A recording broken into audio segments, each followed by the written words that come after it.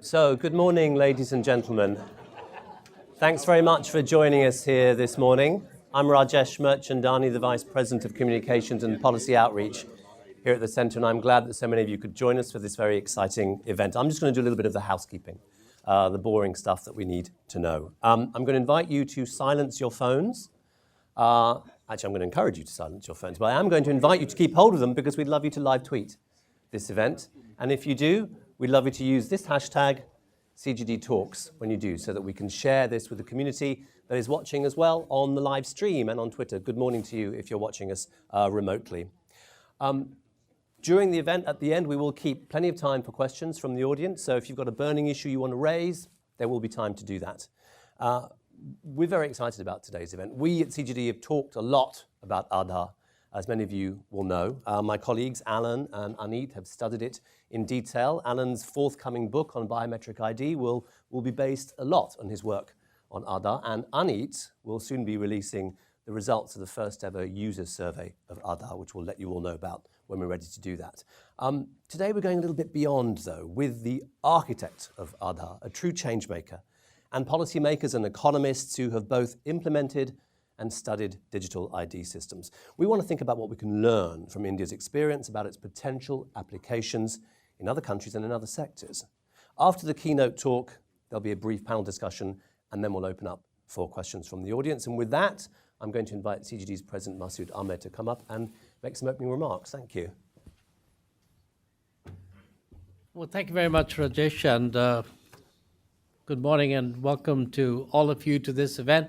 And at this stage, really, what I would just like to do is, first of all, to welcome you to this event, not only on our own behalf, but on behalf of our partners, whom you see up there, who have been involved with this work. That's the Bill and Melinda Gates Foundation, the Omidyar Network, and the World Bank Group. So thanks to all of them for supporting it. I do want to especially welcome Nandan Nilekani, who's going to be talking to you soon. And as you all, I'm sure, know, he has been not only the co-founder and non-executive chairman of Infosys, but also the founding chairman of the Unique Identification Authority of India, and more recently, the co-founder of Ekstep. And I hope we'll get a chance to talk about that as well.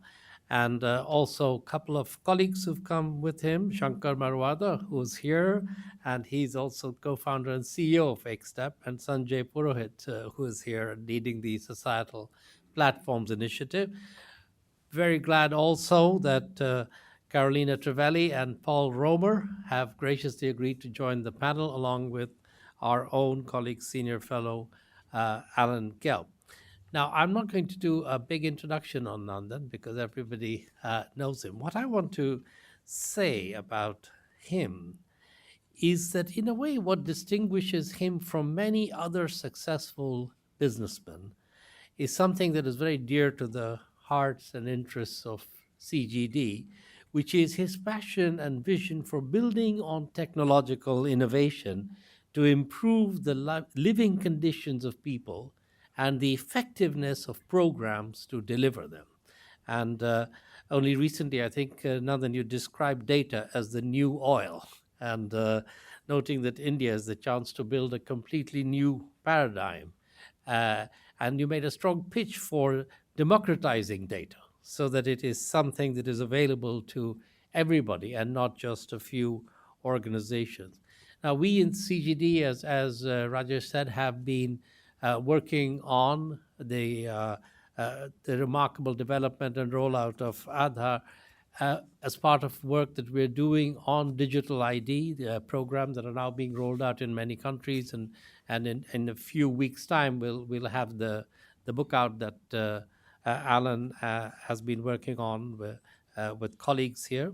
But I really want to, I think today what's going to be exciting is to think of not just the Aadhaar itself, but of Aadhaar as a platform for a wide variety, a range of services, some of which are already being done, universal payments, managing documents, and some are in the making. And I think it's this concept of a societal platform and how it can be developed, what potential it has, what issues it raises, both for those who are covered by it and those who are not part of it, is what I think will be an interesting discussion for us. I could go on, but I think what's really important now is to listen to Nandan share his thoughts. Then we'll have the panel discussion, and then I hope that all of you will raise the not just questions, but also issues or concerns that you have to which we can get responses. So welcome once again.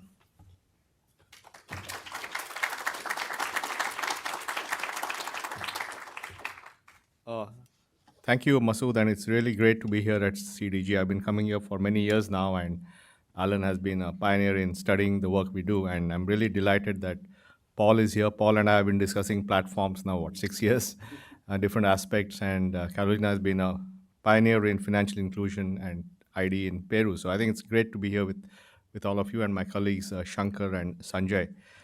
So today, actually, I'll talk a bit about Aadhaar, but I want to go beyond Aadhaar because, we are all accidental development junkies. Most of us are corporate types who spent many years in business. And when I got invited to start the Aadhaar project, it was the first time I was doing full-time development, and we sort of got into it. And now there's a whole bunch of us who have sort of refugees from, the corporate and technology world, who are looking at how to bring that knowledge into the development area. So that's the background of some of us. So I'll talk about beyond Aadhaar, but I'll just give you first. I think Aadhaar, as you know, is a well-known case study. It's a platform which was set up by the Indian government. It's important to realize that it was not thought of as a specific point solution for an issue, but as a platform of identity that could be used for multiple uses. I think that's the fundamental difference, because historically, when governments took up ID projects, they would do it for a purpose, say making elections more, making sure the voter lists are correct, or making sure benefits go to the right people, or some countries would look at it from a security perspective to separate out citizens from migrants. So, all ID projects historically have been need-based. And the ID and the purpose have got commingled in what they do, which creates a monolithic solution. But one of the, I think, great achievements of the Indian government was to recognize that ID itself should be a separate thing. And that's what we call as foundational IDs. And I think now people around the world, and yesterday we had a very good discussion at the bank, chaired by Kristalina, which was about how foundational ID is essential for global development. So I think this is a realization now across the world that we have to separate the ID from its various uses. And that's the Indian government took up this project in 2006. And in 2009, they took a decision to set up this body called Unique Identification Authority of India. And I was invited in June of 2009 to head this body. So I gave up my job at Infosys to do that. And so we designed it from day one as a platform. And I think that's very important to realize that our view was that one of the great I think the two big innovations in the last few years one has been the internet, and the second has been GPS, or global positioning systems. And both have some very common characteristics. Both were entirely funded.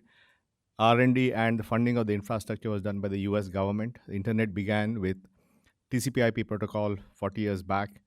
And till about the mid-90s, the internet was essentially only used in the government academic circles. The next big leap happened when Tim Berners-Lee, who's now at MIT, came up with the World Wide Web in early 90s at CERN. And he made that a public good. He didn't, I think the greatness is that he made it a public good and gave it away. And the World Wide Web started the whole idea of the web. And the next big jump happened in 93, 94 when Mark Andreessen and others, again funded by an NSF grant. So you should realize all of this is US government funding, developed the first browser, Mosaic, in 94.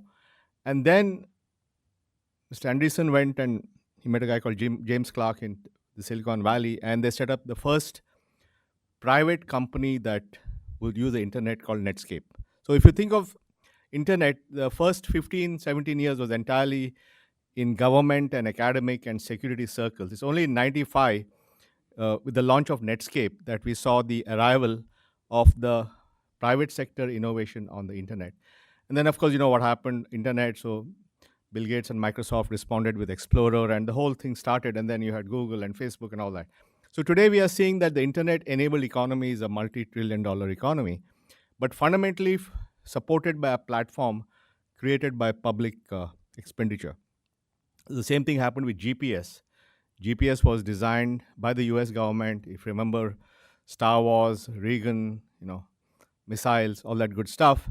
And they came up with this system of satellites that would triangulate every point on Earth so that you could have the latitude, longitude of every point on Earth. And for a long time, it was used for military applications. And then some applications started when there was that plane that was shot down over Korea in the 90s, and then they said they should use this technology for that. And finally, in the last few months of the Clinton administration, when President Bill Clinton in May of 2000 took a decision to put the GPS technology in the commercial domain and said that commercial use of GPS would get the same level of accuracy on the location. Till then, they got lesser accuracy than military applications. They said the commercial user would get the same lat-long accuracy as the government would. So this was done as late as May of 2000. And I don't think anybody anticipated what would happen after that, because once you had that platform, within 5 to 6 years, you had Google Maps, which was the first large-scale use of maps using GPS technology. And then it went on, and now you have Uber and Lyft and all these things. So what it shows us is that when governments invest and build platforms, often they cannot anticipate how they will. I don't think if we had met in 2002, we would have thought about these things, right? There'll be a map and there'll be Uber and all this stuff. We could not have even visualized it. But because you had built these platforms, you now have the ability to do great things. So in some sense, when we did the Aadhaar project, we were inspired by the notion of the internet and GPS and said, can we think of identity as a platform? Is there a way to think of identity as a platform, which, unlike GPS, answers the question, where am I? We answer the question, who am I? That was the basic philosophy. And so we built it as a platform. We made it very lean and minimalistic. And some of our learnings on societal platforms came from that experience. And today it is, it's a large platform, 1.18 billion people on the platform. It has been used to rapidly open bank accounts. Today, a lot of the bank accounts opened in the Indian banking system use the Aadhaar KYC. The system does, as of last week, it did about 60 million authentications in a single day. So it does about 1 billion authentications a month. It's the world's largest cash transfer program with 500 million Aadhaar-linked bank accounts, which has totally transferred about $12 billion. It has been a huge source of savings for the Indian government. They have said they have saved $9 billion in reducing fraud and wastage in government programs, and on and on and on. So I think it shows that if you architect platforms properly, if you layer them properly, if you sort of put in different capabilities, then you can rapidly get an explosive growth of this thing. And that was a big learning for us from Aadhaar. But what happened was after I quit the government in March of 2014. After, when I joined, I had made a public commitment that I would stay till we reach 600 million people. So that happened by March of 2014. So I said, okay, mission accomplished. I can go now. I quit and took the decision to stand for election, which I lost. And then I was unemployed because I had neither a job in the government, nor at Infosys, nor in politics. So at that time, my wife and I were at Harvard Cambridge, and we went to see the edX, which is the MOOC, which is jointly been set up by Harvard and MIT, and good friends of ours are running that place. And my wife had been working in primary education for more than a decade at that point, and working with Pratham and many groups. And she said, why don't you do a platform for kids, just like a MOOC is for people who want to do master's degree, but why not kids? So at that time, as I said, I was unemployed. So I said, what's the size of the problem? She said, 200 million kids. And what had happened was that because of Aadhaar, I had become sort of a junkie for solving large problems. So I'm not very good at solving small problems, but I try to solve large problems. So when she said, here's a chance to have an impact on the future lives of 200 million kids by using technology, I said, this is a good one. I mean, this is worth spending time on. And that's how we got into XStep. And my colleague Shankar Marwada, who was at that time, had worked on Aadhaar with me. He had done the whole marketing demand generation side. He said he also came along. And so Shankar, Rohini, and I co-founded XStep in June of 2014. So when we thought about this, we've been working on this now for 3 years. And I think where XStep took us in a different direction was when we did Aadhaar. It was essentially a government project. I was a government employee. I had the rank of a cabinet minister in the government of India. So I had the state. I was part of the state, and so it was really, while I had to do a lot of work on persuading people and all that, the state was behind it. But here we were like an NGO. We were outside the system, and we were trying to solve this goal of 200 million kids. So we had to think very differently. And we looked at metaphors, and we looked at the metaphor of how nature, for example, in the Cambrian radiation, suddenly there was a huge explosion of species and so on. And people believe that it happened because three things happened at the same time. You had oxygen abundance from 4% to 15% atmosphere that allowed new kinds of aerobic creatures to be created. The atmosphere became more predictable because the ozone layer had formed, so temperatures were not as varying as much. And habitat diversity had come. You had marshes, sea, water, mountains. All those came together and created this explosion of ecological innovation.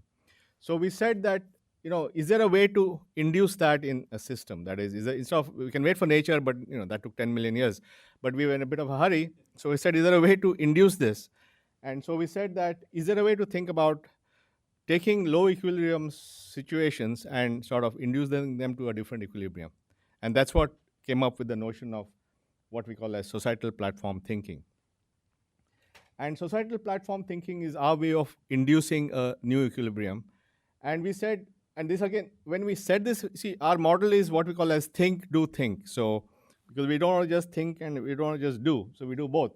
So we go and try to solve a problem. We learn from that. Then we abstract theory from that. Then we apply that theory, and so in this continuous improvement cycle of think, do, think. So a lot of this thinking came out of the XStep experience. And so we said, is there a way to abstract this? And that's when Sanjay Purohit came along. A lot of our things happened by serendipity. So Sanjay had worked with me for many years at Infosys, and he had been head of consulting, and then he had quit, and he was saying, what do I do next? I said, come on, let's solve some big problems. So he came over. And he's been working on defining this infrastructure called societal platforms. And we said, and what does that mean? So we felt that this is, first of all, if you go back to the oxygen thing, it's about abundance, that a lot of problems are because scarce resources get blocked. And scarce resources could be expertise, content, assessment capability, whatever. The good thing about digital technology is that it can make scarce resources abundant.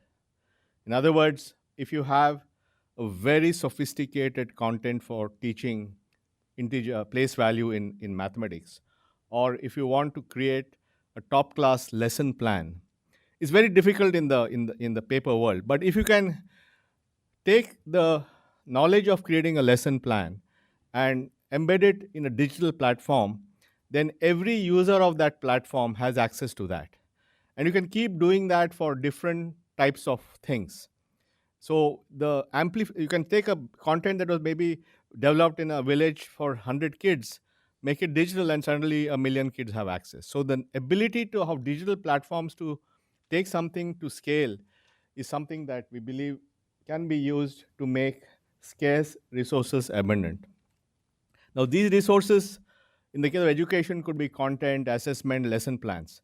In some other area, it could be something else. So the abstraction is that one way to think about this is using the power of modern digital infrastructure. Can you take scarce resources and make them abundant? And in our thinking, we call this as the context invariant part of our platform model. That means this is something which applies to all people in that vertical. And the art or the trick is, how do you keep digging deeper and deeper into a subject till you can extract the essence of what is that shared digital infrastructure. And that can you get only through doing it and through experience. So that's the layer and that uses the technology stuff. And then we said that in the real world, one solution does not fit all. And part of the challenge we have, especially in complex areas like education, is you have a solution and then you go around the world saying, use this solution. But every context is different, right? The teaching of mathematics in the state of Maharashtra may be very different from in teaching migrant children, Syrian refugee children in Jordan. So everything is different. So is there a way to leverage this digital infrastructure and give it the ability to customize in each context?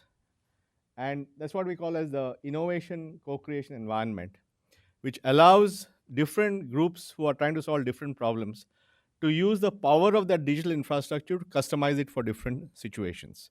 And this we think is very important if you want to really deal with the real diversity of the world for solving social problems. And then let's say that you create these diverse solutions that are contextualized. So you create a Hindi language program that can be used in Bihar, or you create a maths program that can be used in Karnataka. So these are all. Then how do you take it to the user? A user could be a teacher, the user could be a child. And that is done through various delivery networks. And that's what we call as amplification.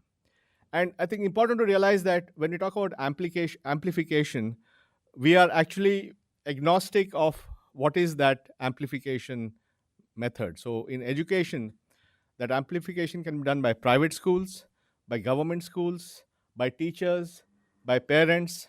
So amplification, you have to think of it as different ways. Finally, it's about reaching everyone. So we are not in an ideological issue of government schools are better than private schools or whatever. We're just saying there are all these things on the ground. They're all doing things in different ways. But if they all come onto the same digital platform, they can deliver the service much better, leveraging the scarce resources that we have. And we learned this in the Aadhaar experience because we developed a system to enroll and give identity to 1 billion people. To do that, we did the math, and we had to build a system that had to do 1.5 million enrollments per day. So that's the system we built. And these enrollments were happening from some rural Chhattisgarh Naxalite region to the elite of South Bombay. So, but the way we did that was we built a technology which was used everywhere. So even though the context was different, people use the same enrollment software. So we said that digitally, with this content made diverse, you can actually, different people in the ecosystem can use the same stuff to reach kids. So in a particular state, the government schools can use this platform, the private schools can use, the teachers can use, ultimately parents can use, but they're all on one platform. So the harmonization happens through the platform. And that's what we mean by the amplification networks. And we think that if you sort of get this right in a particular vertical area, then you can do something to change the equilibrium of that issue. And we also said, what is the big deal? What is this societal platform? And so we said, let's contrast that with platforms that we understand. We understand market platforms. I mean, today the world has a lot of very, very successful, very capable market platforms. But we said that societal platforms is using platform thinking for solving societal problems. It's not for market. It's not to extract and aggregate value. It is to give value to the players. So empower players and make scarce resources abundant so that everybody has access. And very importantly, use data to empower and not to hoard. So the fact that this platform, while there's a huge amount of data which is created, that data is given away to the respective users so that they can use it to improve whatever they're doing. So this is thinking platforms, but thinking platforms for a social purpose, which is why we coined the term, which actually my wife Rohini coined, saying societal platforms. So now I've given you sort of the theory of societal platforms. I'll instantiate that with XStep, which is the education thing we're doing. So the mission, as I said, when we walked out of edX we we talked about these 200 million kids. And we also not only like to have these large numbers, we like to put stiff time targets. Because, Paul Romer once said, mailed to me saying that the most important human invention is the deadline. So we take that seriously. And so we said we can't buy the open-ended thing and all that. And nor do we like deadlines where we may not be around. So we said let's fix the deadline. So we said let's see how we can improve literacy and numeracy by increasing access to learning opportunities for 200 million kids by 2020. Right? Audacious, publicly stated. So if we fail, you'll all know we failed. So the idea that it puts pressure on us to perform, because one thing we realized is that in markets, the pressure is automatic. Having run a public company listed on the NASDAQ for many years, every quarter you stand up and talk to analysts who question every little detail. Why is the earnings off by 1 cent or whatever?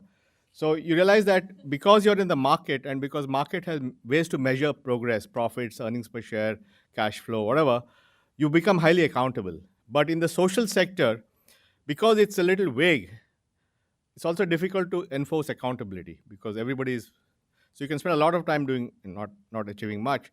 So we said the only way we can create clarity, urgency, and sense of purpose is by having not only a goal of what we want to accomplish, but by when. So 200 million kids by 2020. So that's a good, everybody's mind gets clear. Okay, let's see how to get this done. Now the challenge is very large and complex. India has 200 million kids in the age group we're talking about, 1.3 million schools, 23 languages, and very importantly, the challenge of first-generation learners. And we tend to underestimate the challenge of first generation because if your parents are educated, then the ambient learning that happens at home is significantly more than if your parents are illiterate. And when half the parents are illiterate, how do you come up with solutions that overcome this challenge of illiteracy at home? And sometimes we tend to ignore this. We think it's automatic, but it's not. And then, of course, the challenge of teachers, vacancies, and all the stuff that, all that. And as the WDR, which came out a couple of weeks back, said, it's a complex thing, right? There's underprepared children, there's motivation of teachers, leadership in schools is not as you would like it, inputs are not there. So these are lots of issues. Now, historically, we have tried to solve the problem by dealing with one issue. The problem is that in this low-level equilibrium, if you solve only one part of it, all the others conspire to bring you down, because they don't like one piece sort of going up. So the tendency is to revert to the mean, revert to the lower-level equilibrium. So when you think about solving this, we have to think about how do we solve it as a system, as opposed to individual parts. And that's also something we learned when we did the Aadhaar financial inclusion. We solved it as a system and not as individual parts. And the other thing is that we need to solve this very quickly because India is at peak child. And over the next few years, as the fertility rate drops, the number of children will drop, and an entire generation will pass and we've still not fixed it. So it's not something that's a 20-year thing, we have to solve it now. So speed is very important. So we need to think in a very different way to solve these problems. And so this is now a specific instance of how we implemented societal platforms at Ekstep. And remember, I talked about 3 layers. There's a shared digital infrastructure, there's a co-creation environment, and there's network amplification. Shared infrastructure is all really technology. So it's all about infrastructure for content creation, infrastructure for assessment, infrastructure for creating digital footprints, analytics. It's all open source models, domain models, all that. And what we do is whenever we encounter something which is abstractable into a infrastructure, we move it down there. So the infrastructure becomes richer and richer. And the infrastructure is context invariant. It's not really, you don't care where it's being used. So in theory, this infrastructure layer will work as well in Syria or any other part of the world. And it's multilingual. So everything we have built is multilingual. So we have about 13 languages now, including Urdu and all that. So we can actually build it in many languages across the world. So that is what we call as,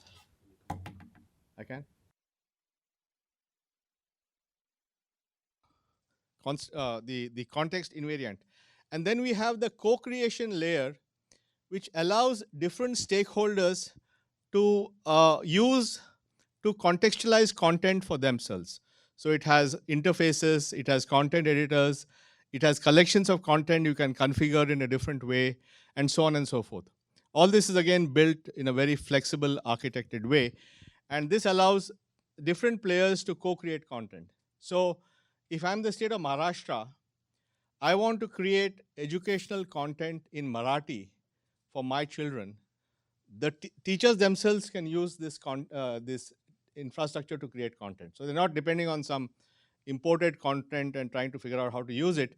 They themselves will create the content. So this is the co-creation.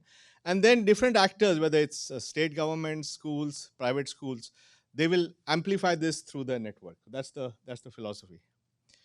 And currently, this is the map of all this. Using this infrastructure, we are rolling out all kinds of applications for teacher development, tuition teachers, home use, energized textbooks. And because they're all on the same network, you suddenly get the power of scale. So let's say there's a organization, we have one which is now called Guruji, which is a big innovator in lesson plans. Earlier they were trying to get, they were selling the lesson plan. But we worked with them and we got some of the lesson plan technology and we paid them some money and got it on our platform as open source. So suddenly, any state government can use the lesson plans. And so, otherwise, we got assessment from somebody. So we got different pieces of the puzzle.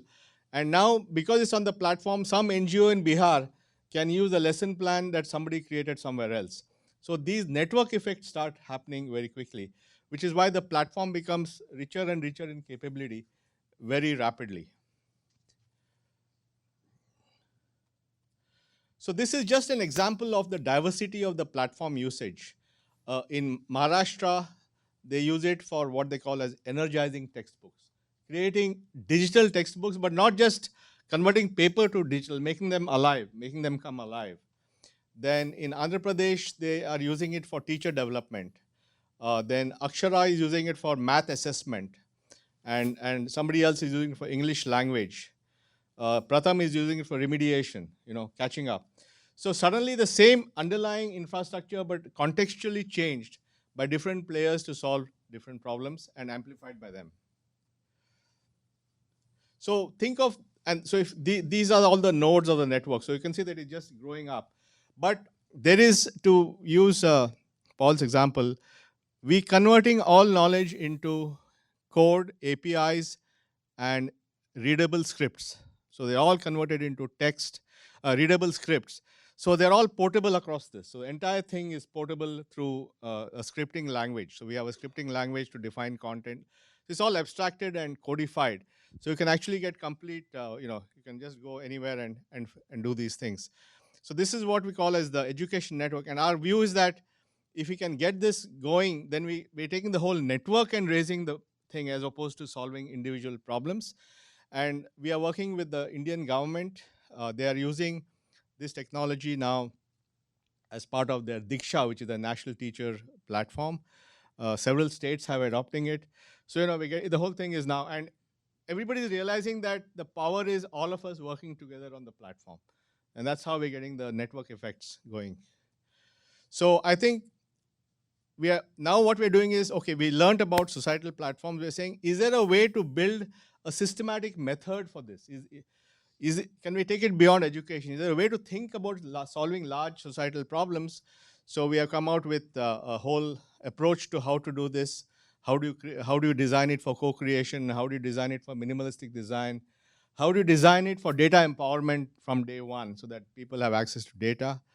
And we are working closely now with thought leaders, institutions. We would like to work with all of you and see whether we can think of this as a way of solving problems, because I think we want to solve these large problems, but we don't really have a good methodology. And certainly all the software that we are building is all in open source. So it's all on GitHub, open source under a freely available license. So anybody can use the technology and take it forward.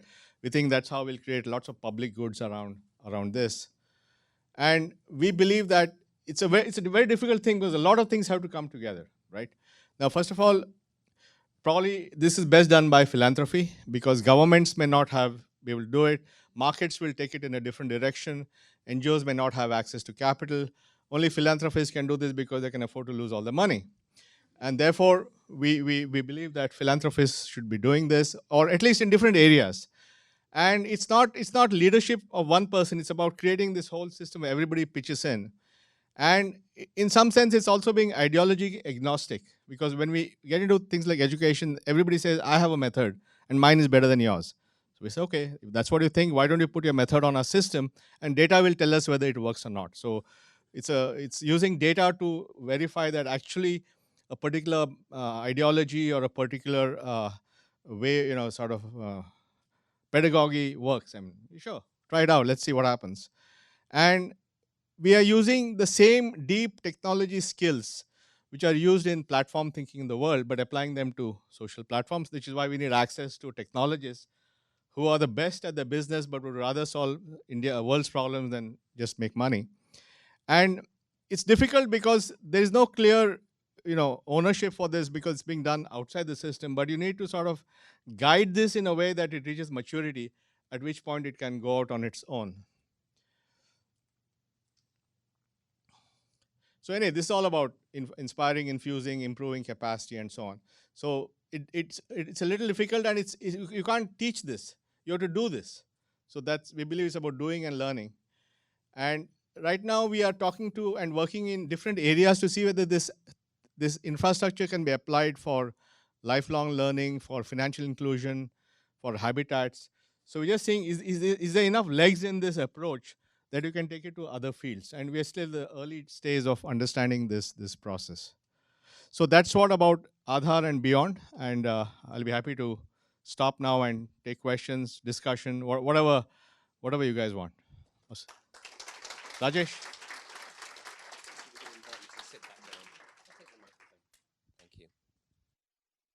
Thank you very much, Nandan. We're going to have you back up on the stage later on to take some questions and respond to what you hear from our panelists. So while we reset the stage, I'm going to invite our panelists to come on up, and I'll introduce them as they do. So we've heard Nandan there talking about how he's applied what he learned from Aadhaar to open up whole new frontiers. Panelists, here we are. And as they come up on stage, let me tell you who we have joining us this morning. Carolina Trivelli is the former Minister of Development and Social Inclusion for Peru, also currently the chairman of the board of Pagos Digitales Peruanos and chair of the executive committee of CGAP. Paul Romer, the man who coined the term about human invention and deadlines, chief economist and senior vice president at the World Bank, and Alan Gelb, senior fellow at the Center for Global Development here. So panelists, thanks for joining us. I'm going to kind of ask you each one question, and then we'll kind of have a moderated discussion, then we'll open up and we'll invite Nandan back up to give us his comments as well.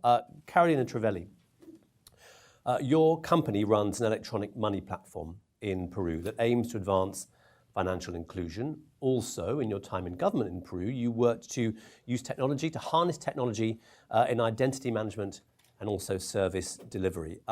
So I'm just thinking about your thoughts on Nandan's talk, the leap that he is describing to other platforms. Is that a leap that you think is obvious for Peru, or what other opportunities what potential do you see in the kind of things that he's talking about for Peru to take the next step? At the beginning, in Peru, all this identity platform and all these possibilities to verify identity of the recipients of a social program or the simplified KYC needed to advance financial inclusion were thought as an input, a required input. And that is changing now to begin reading that as the basic platform for the development of several other services and improvements in the way not only government can provide better services for the citizens, but also how citizens can improve their lives using these platforms to develop new businesses, to get better education for the kids, to really advance other ways of really exercising their citizens' rights. So I think we are moving from a very tiny idea of building an ID system as an enabler of other things to building now a social type of platform that will allow private sector, public sector, civil society to really enhance the services, the products they are delivering to society. So it's a movement that has been very quiet, and I think that's part of the nice part of the story in Peru. Now, more than 99% of the population, including every child in Peru, has an ID, an ID number, biometrics, and you can use that for several purposes. That's open, everybody can really take advantage of that. And that is building these networks, this opening the option for co-creation and allowing private sector to come in and really help to improve public goods. So just to follow up very quickly on that, when Nandan said in his talk that, can we think of identification as a platform? You've really embraced that. Yeah, exactly. And at the beginning was an input. We need that. But it has become a platform. And now we're building on that platform to really get the power of co-creation. Thank you. Paul Roma, you're a recognized authority on technology growth and development. You spent time in the private sector, involved in an application of technology to education. From what you've heard, and Nandan talked about how it's only really when the private sector gets involved that some ideas that have been funded by government research really would mushroom, really blossom. How do you envisage the world, public sector, private sector, moving forward with the kind of applications that Nandan is talking about, the next frontiers? Yeah. What's the role of the private sector in that? So let me preface this with two remarks. The first is, actually, I stole that thing about the deadline. It's an economic historian named Nate Rosenberg who died recently, but it's actually Nate's line. I've tweeted it. Well, that's okay. But the point of something like this is it doesn't really matter who came up with it, because it has this feature of shareability. If it's a good thing to quote for people, it just everybody uses it, and it's this part of what Nandan was referring to about the oh God, I forget what word you used, but the reuse from the context invariant part, the things you can codify that then everybody can use should be public goods, and everybody should own them, and you shouldn't care about who gets credit for them. So that's kind of the first disclaimer. The second is that I'm puzzled by Nandan, because I don't know anybody in the world who has been as successful as he's been both in business and government. The closest analog I know is Mike Bloomberg. But here's my bet. I don't know Mike as well. I'm pretty sure that Mike doesn't quite know how to say what it is he does and how he does it. I think he thinks, I just got some skill and I'm good at it. I bet you that if we asked Nandan, he would say, anybody can do what I do. There's nothing special about this, but let me just try and write down what it is that I do. Again, codify this method, and then then other people can use it. And so this is what I find so interesting about him and the method. And now let me be kind of, as we say, interpret this in the broader context of my own work. Think about what we do as economists, and what people here at the center have done, saying, look, the World Bank should focus on public goods. I think this is a message that we need to take seriously and think hard about. But if you think about the talk Nandan just gave, we're not framing the question the right way. Because if we thought of, okay, public goods for education, what would we do at the bank? We'd write a bunch of curriculum in one specific language, and we'd kind of give it away. Oh, here's a public good. We wrote a bunch of curriculum, make materials easier. But I think what we're missing is this problem of customization or context. What are the invariant parts, and then what will have to be customized? So I suspect that, and since we've been talking, I've been thinking seriously about what the bank should focus on is not public goods, but platforms. Because the platform is this abstraction that I think is part of this introspection. Okay, how did we do what we did? Why did it work? How do we do it again? The platform, I think, is actually a different abstraction than public good. And it has these elements of, there's some things that are, I guess, context invariant, but there's always going to be things that are context specific. Let's find that context invariant part, let people share and get the benefits of the sharing. but don't just jump to, well, let's write some, some math lessons and give them away for free. So this is kind of my homework assignment I've been working on for like 5 or 6 years, but I need to figure out what a platform really is and what would it mean to say the real mission for the World Bank is to build these platforms, not just to provide these public goods. So now, that was such a long preface, I don't even remember what the question was, but it was related somehow. That's just to follow up with you. That sounds like a homework assignment with a very long deadline on it. You've been Well, working on it yeah, for 5 but to it's 6 actually years. one that, the people But here how would should... it work? What's your thinking about how the bank would do that? Yeah, well, but it's partly the conversation people here should be, from the outside and a little bit more critical voice should be engaging in, which is, but we need to figure out what is common to these platforms and what does it mean to set one of these up. I think the distinction between the societal platforms and the private ones is really quite important because there are some that can be provided perfectly well by private platforms. I noted, you should send me your slides, but there were one thing in your list of the societal platforms was that they encourage the neighboring platforms. So instead of closed, right, there's a lot of things in the private side that are kind of reinforce, kind of lock in and closure. And so one of these characteristics I think of a good platform is this openness and facilitation of the nearby kind of platform. So I guess I need to reframe the question as the bank should be focusing on building societal platforms, and then in practice, what does that mean for, like literally for electricity? It's a distribution grid, probably it's regulation about pricing, but what else would it mean to really build an effective societal platform for just getting power? And I think it will be the combination of the abstraction and then application to a bunch of different contexts that will help us sharpen what would it mean to really focus on platforms. So I think of the street, the two-dimensional surface area of a city that connects people, that's a platform. Electrical distribution networks and regulation, those are platforms. And once we get enough of these examples, we'll figure out how can organizations like the bank, and it is a good question, is the bank a government or a philanthropy? You're saying like philanthropies can do this, government probably can't. I don't know, where's the bank to fit in? Lots of questions there, Paul. Alan, let's bring you in here, and let's sort of focus a little bit sort of more sharply on the extension of Aadhaar into other platforms, including societal platforms that we've heard about. How, in your studies and from what you've heard here today, can India's expertise and experience be leveraged to help other developing countries? What are the applications for other countries, and what role can development partners play in that? Okay, thanks very much, Rajesh. Just a couple of comments quickly on Aadhaar and then on the platform issue. I don't know if everyone here recognizes quite how unique Aadhaar is. And I think that the development community should look at it very carefully. Not just in terms of using technology, it doesn't issue a card.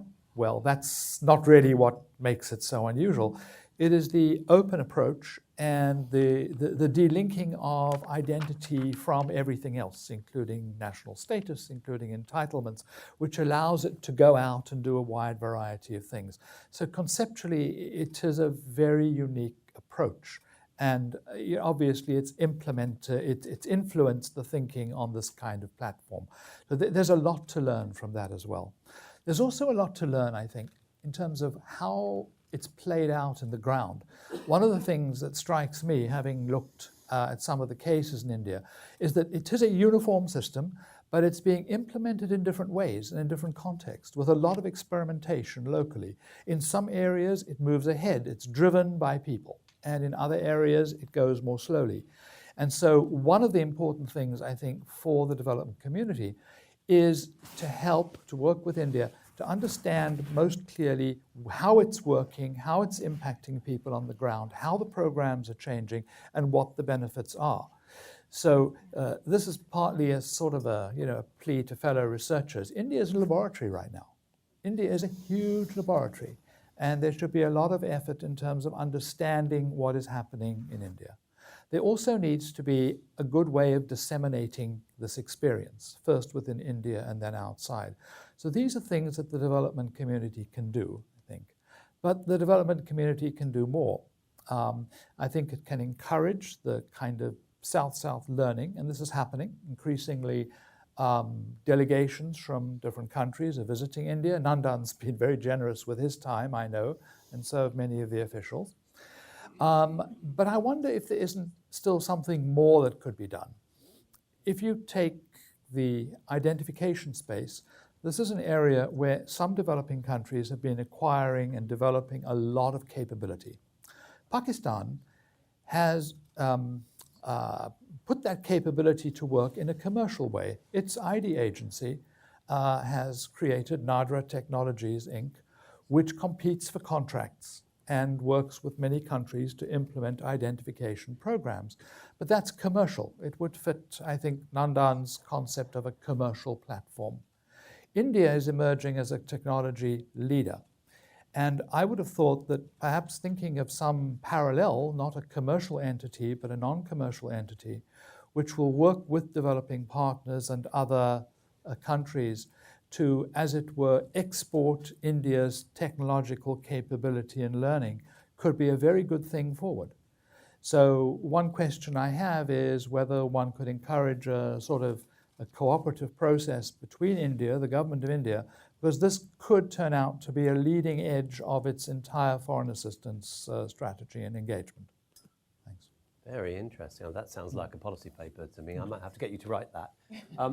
I'm actually going to invite Nandan up to the stage right now. Let me help you, Nanda. Yeah. Because I think there's lots of points that we'd like you to respond on. So, Well, then it's coming. Can I just, the thing I meant to say before about this idea of like sharing and codification and like stealing a good idea from somebody else, the link I think is with this notion of abundance, how you create abundance. Because when you can take something like the ability, I watched a carpenter make a right angle by measuring out just a 3, 4, 5 triangle. And you've got one person who can do that, but when you abstract the Pythagorean theorem, then you can teach it to 1 billion people and they can all make right triangles. And so it's the codification and then the sharing that is really why we can get this kind of abundance out of seemingly a situation of scarcity. So Nandan, I'm going to invite you just to kind of respond to what some of the panelists have said, which was in response to you, but let's get what you think on some of their thoughts. I mean, Paul was talking about, the bank focusing on societal platforms rather than public goods. Alan was talking about this particular idea here about how India could leverage this as a public good. Carolina's been talking about Peru's embrace of identity as a platform. Just how do you respond to that? Well, I think we, I think certainly if today in 2017 we are looking at global challenges of the SDG goals by 2030 and eliminating poverty and all that, I think we have to think of new ways of getting there. And so I think I agree with Paul that we have to look at technology a lot more. And I've always believed that technology where there is no legacy is actually easier to implement. And therefore we can leapfrog by building brand new capabilities like what we have in Peru and India, because there's nothing there, so you might as well do it right. Whereas often the challenge we have in developed countries is there's already layers and layers of technology, and it's often difficult to move that to the next level. And I think the big learning of the last 10 years has been the consumerization of technology. Everybody has a smartphone. There's these massive clouds. Connectivity is becoming ubiquitous. And we're seeing the rise of platforms, network effects, the importance of data. But not enough, I think, attention has been paid to what does this mean in a societal context. I mean, we know what happens in markets, and it's very obvious to us what's happening right now. But I think the notion that some of these things repurposed for a societal goal actually have very powerful amplification capabilities, I think is very important. And certainly that's an area where the bank and other participants need to get involved. Because it's finally about getting the most leverage, right? I mean, you have certain capital, you have certain intellectual resources, you have certain access, you have certain credibility, you have certain legitimacy. How do you configure these things so that the society as a whole progresses as fast as you can? And therefore, you're always looking for these things, which you can sort of nudge along at critical junctures and unlock something.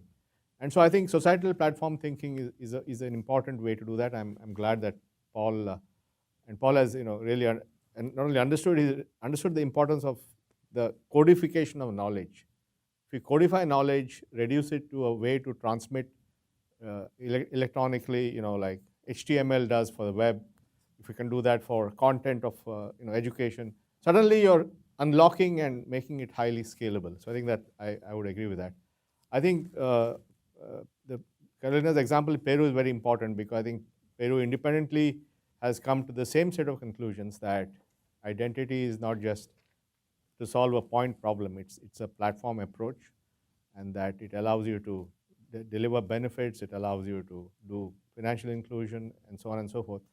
And I think we are at actually the early days of the use of this thing because, first of all, for people who have an identity, it doesn't sound like a big deal, but it is a big deal for those who don't have it. But more importantly, I think the uniqueness that you can have, that Adam is Adam or Robert is Robert or Ashok is Ashok, that actually has umpteen uses that we fully don't understand because, as I discussed with Paul yesterday, so I'm going to steal some of his stuff now.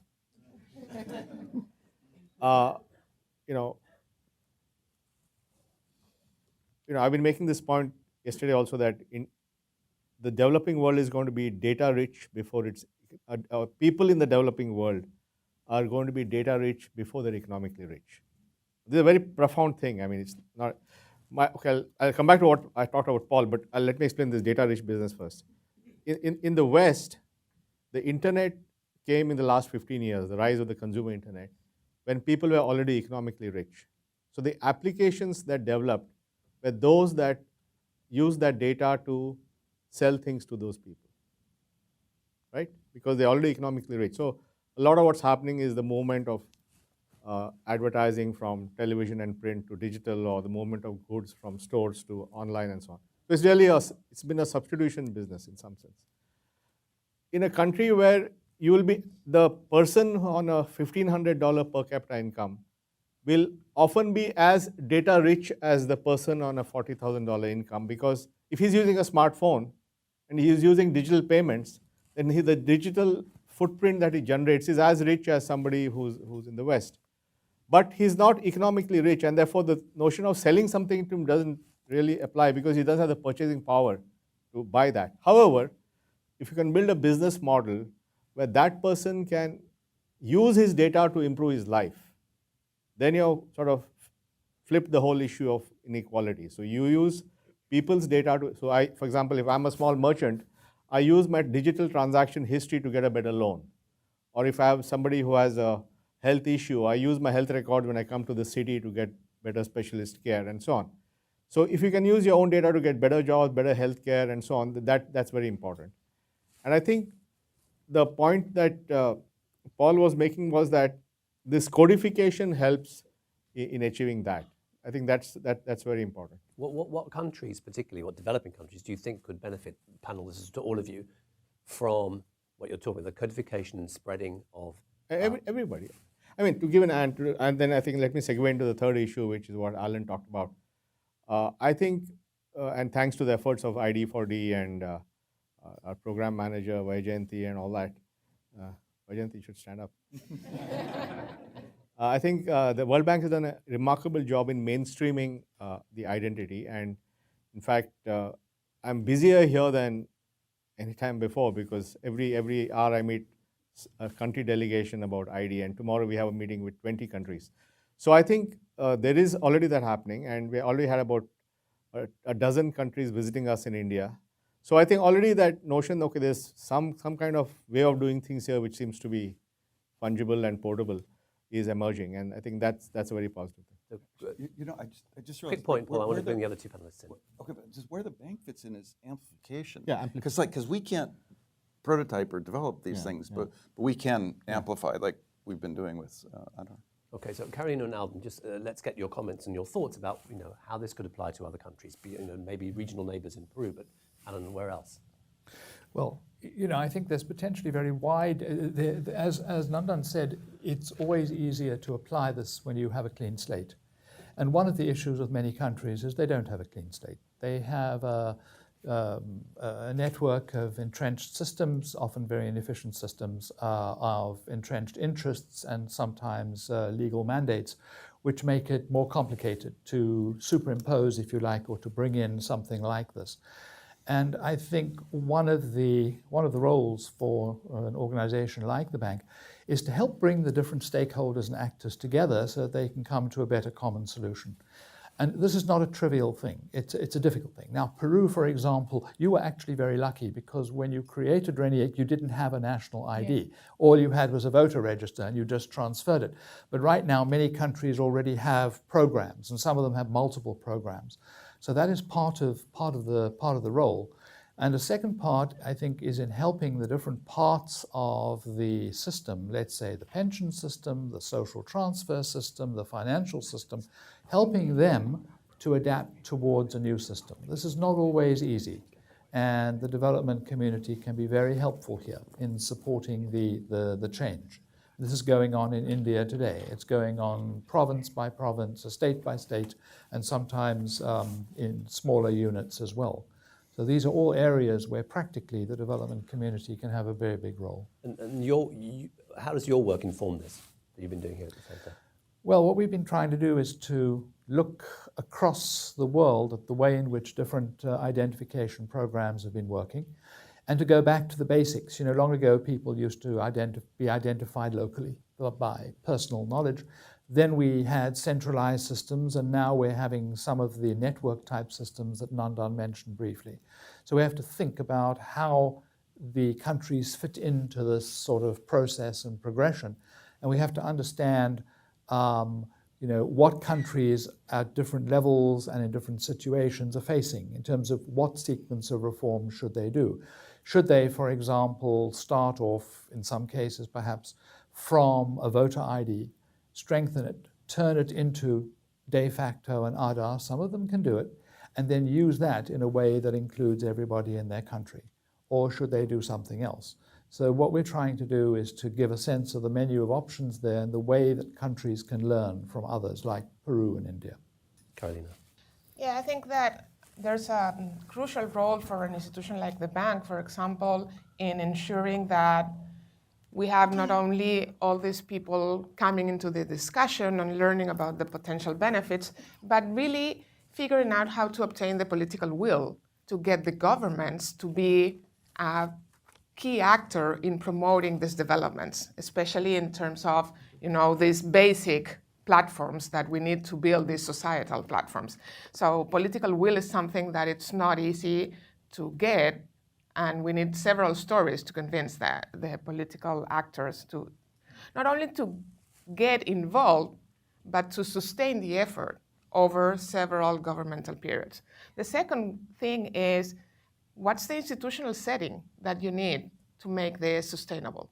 We could build something today, but we need to really have the support of an institutional basis that will allow this to continue, to bring in the private sector, the different actors, and to build on top of this type of societal platform.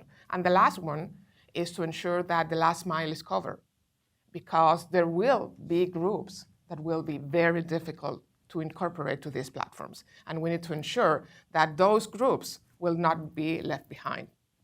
Okay, I'm going to open up for questions now from the audience. We have some microphones going around.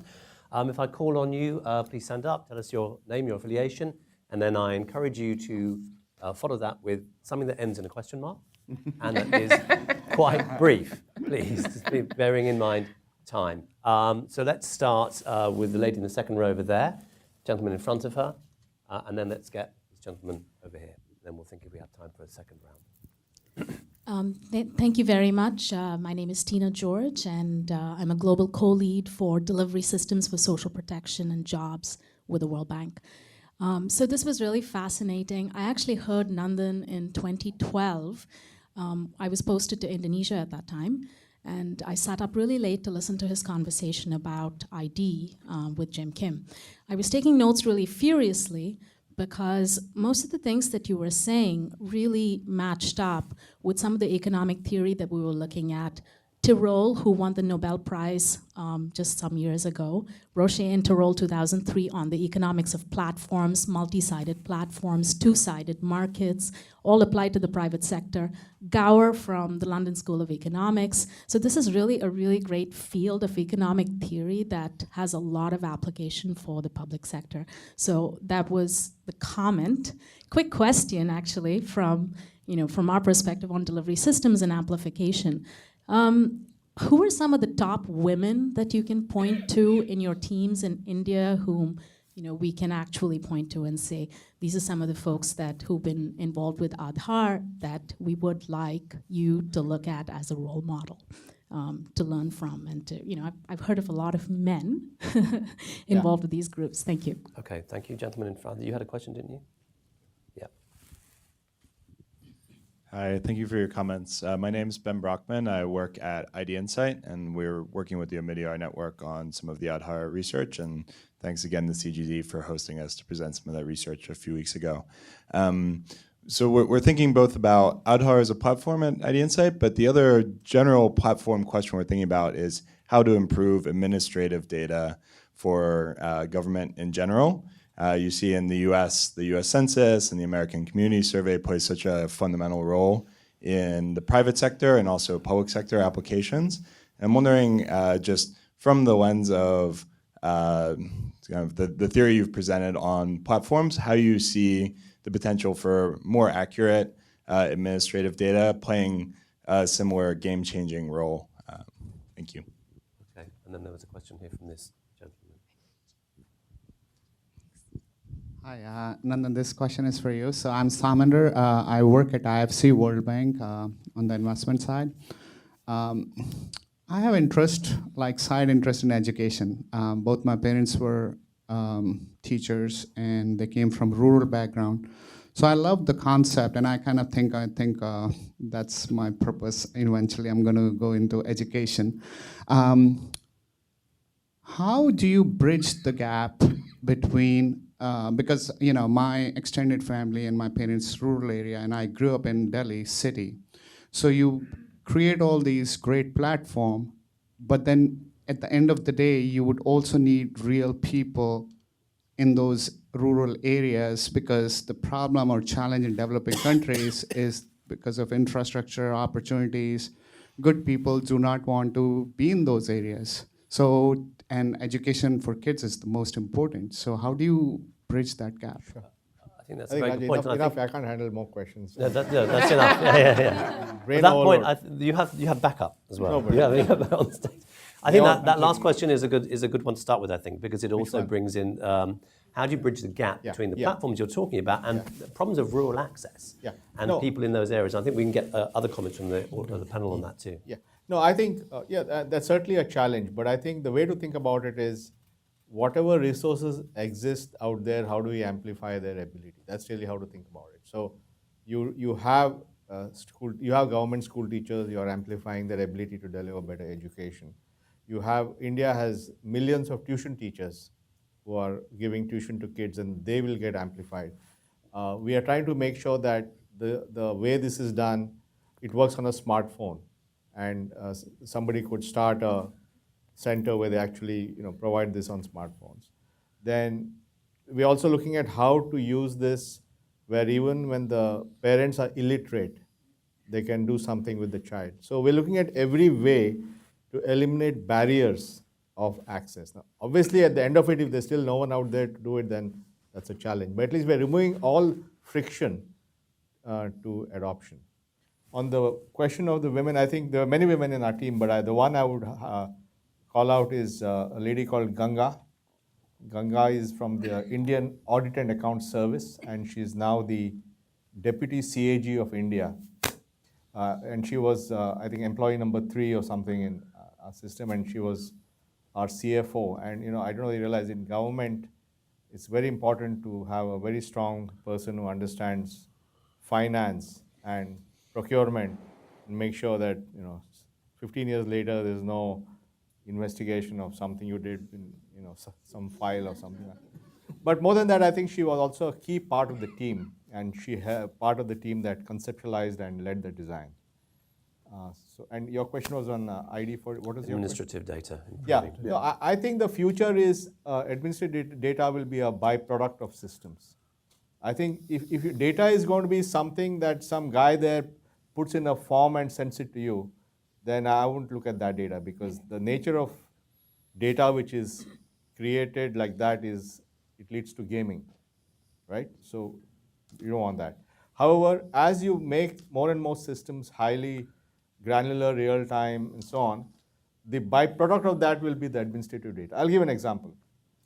Today, if you have financial inclusion, even with complete anonymization, we'll be able to build a pattern of digital transactions by region.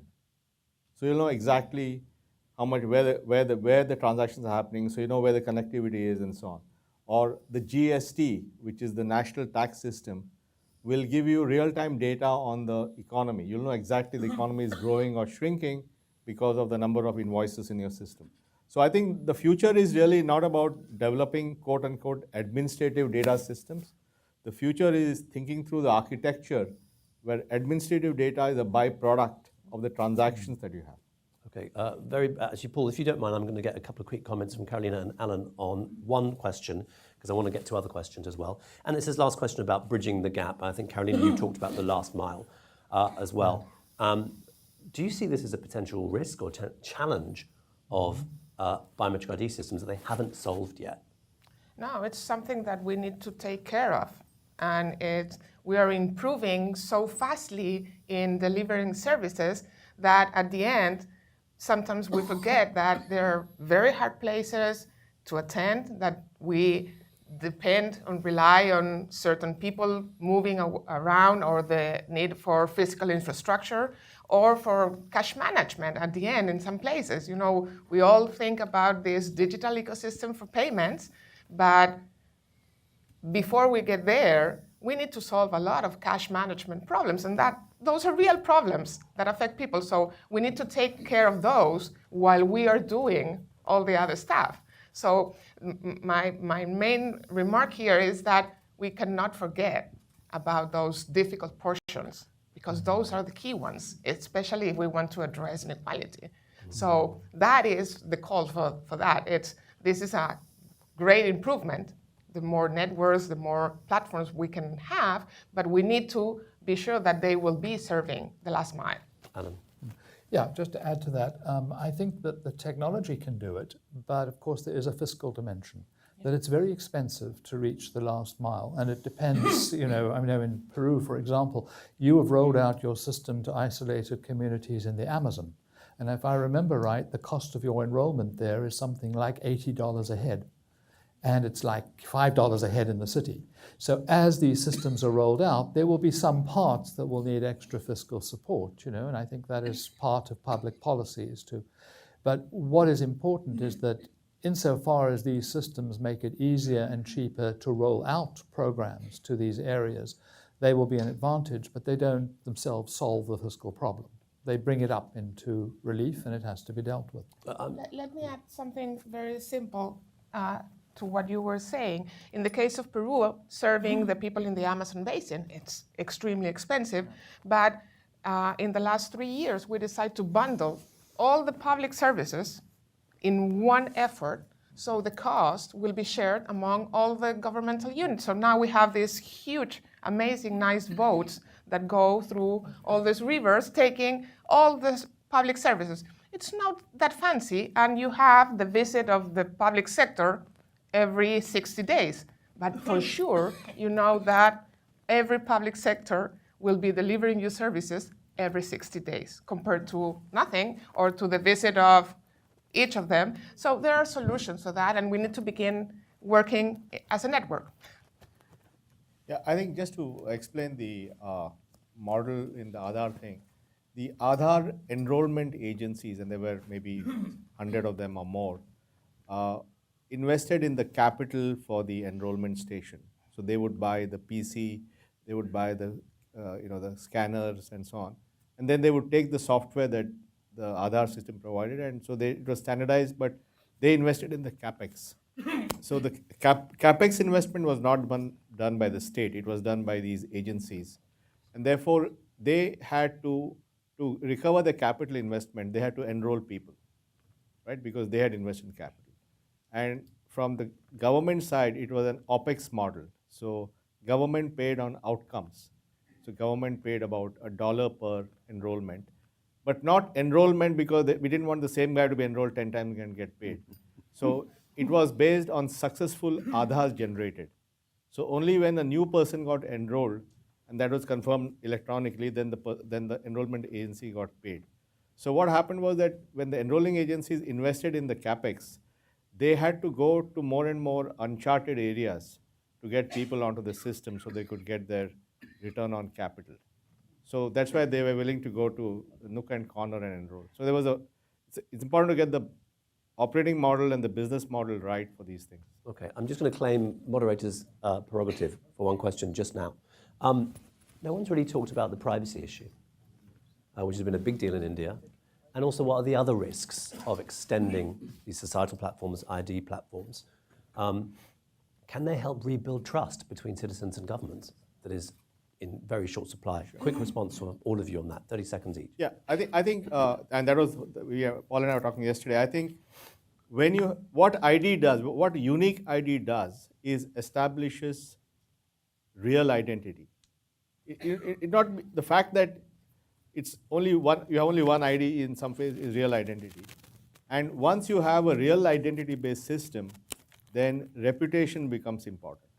And because, you're not a bot who's generating fake news, you're a real person. And therefore, any actions that you do are against your sort of history. So we think that reputation reinforcement will happen with real ID. So trust and reinforcement will happen. So that's on the second one. The first one was about privacy. Yeah, so I think India is on a very good wicket on privacy.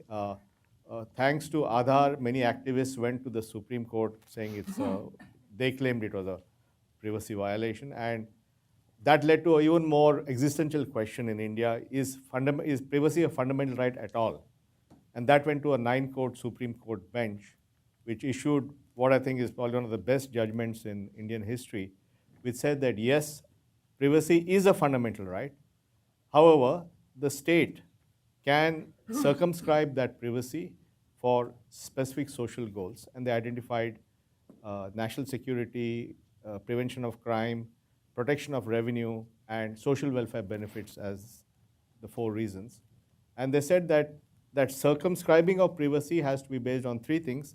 It has to be based on a law, it has to be based on the test of proportionality and reasonableness.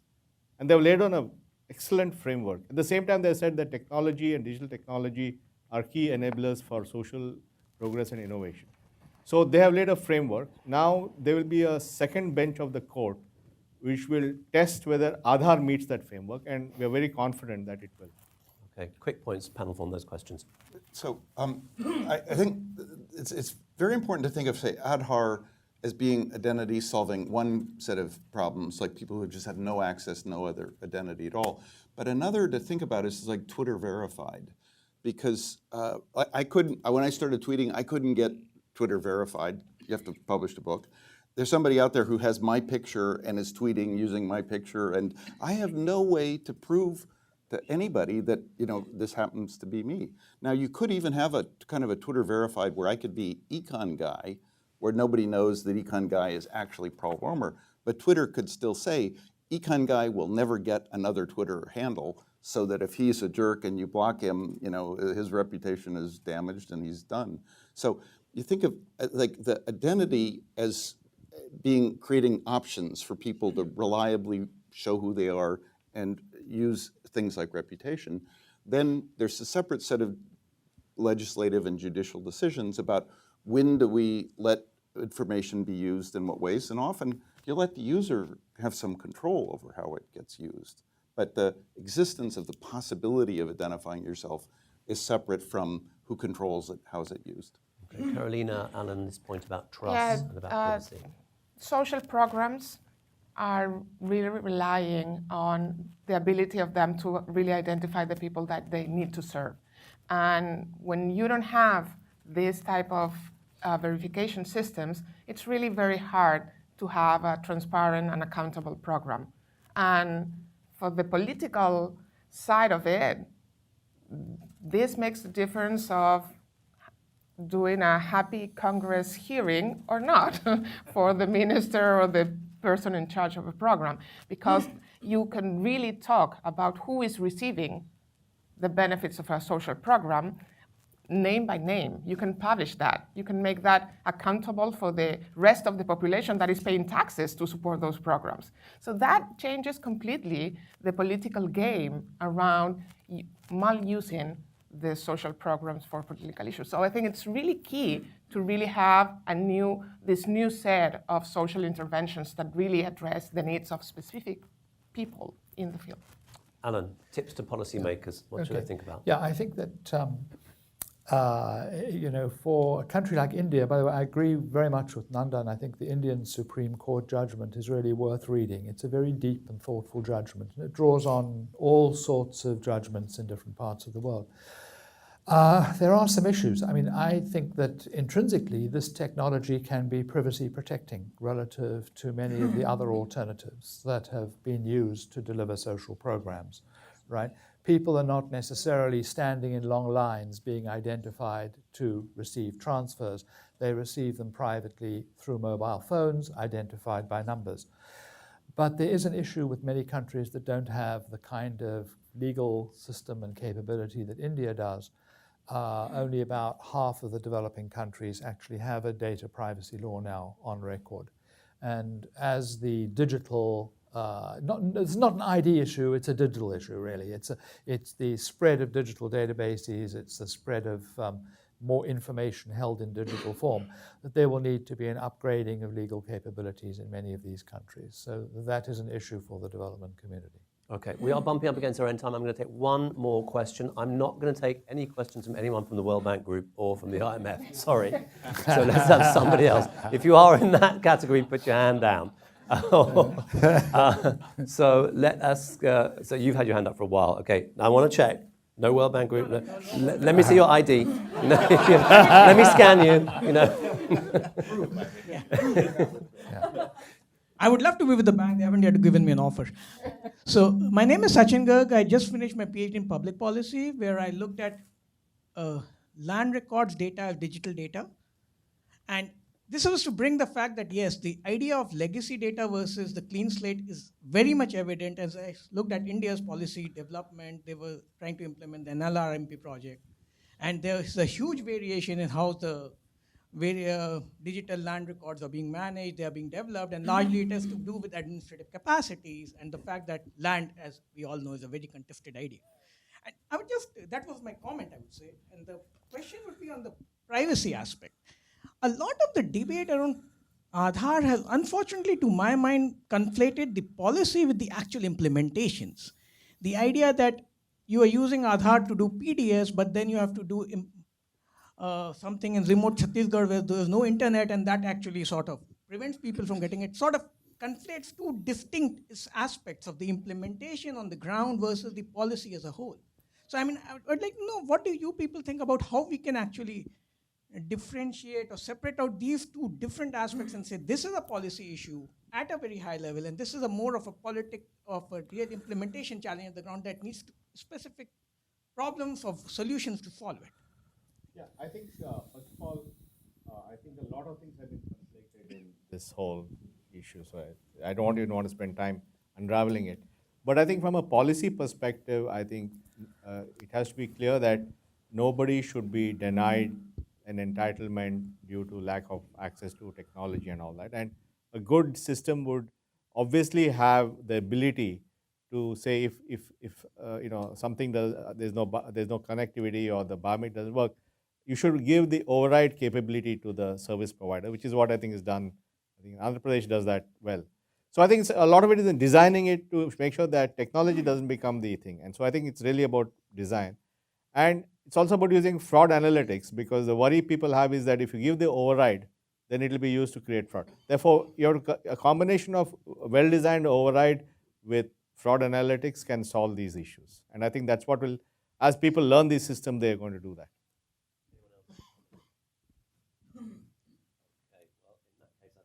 I'd love to keep you all here longer and carry on talking, but I think I don't think I can.